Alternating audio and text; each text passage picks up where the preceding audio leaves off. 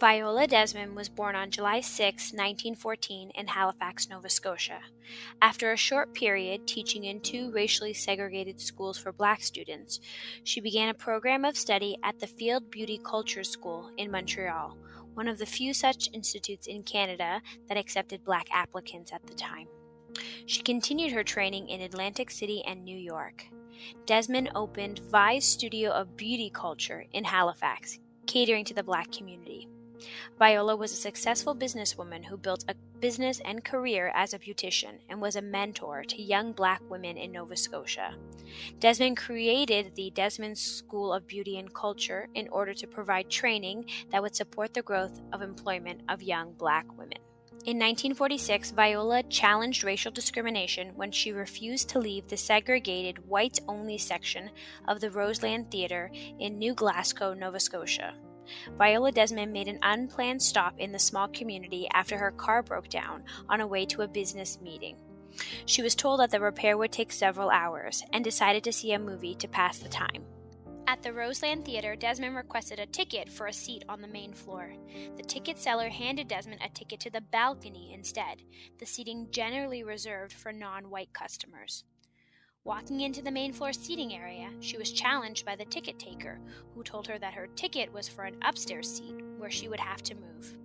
Thinking that a mistake had been made, Desmond returned to the cashier and asked her to exchange the ticket for one downstairs. The cashier refused, saying, "I'm not permitted to sell downstairs tickets to you people." Realizing that the cashier was referring to the color of her skin, Desmond decided to take a seat on the main floor anyway. Desmond was then confronted by the manager, who argued that the theater had the right to refuse admission to any objectionable person. When she declined to leave her seat, a police officer was called. Desmond was dragged out of the theater. She was arrested and jailed overnight.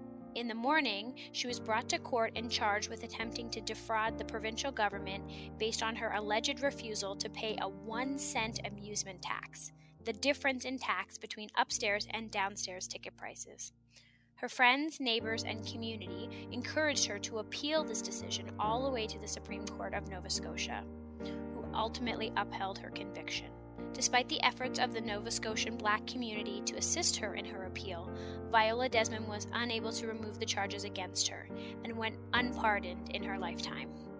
Desmond's courageous refusal to accept an act of racial discrimination provided inspiration to later generations of Black persons in Nova Scotia and the rest of Canada.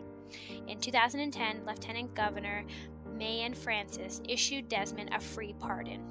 In December 2016, the Bank of Canada announced that Viola Desmond would be the first Canadian woman to be featured by herself on the face of a banknote. The $10 bill was released on the 19th of November 2018.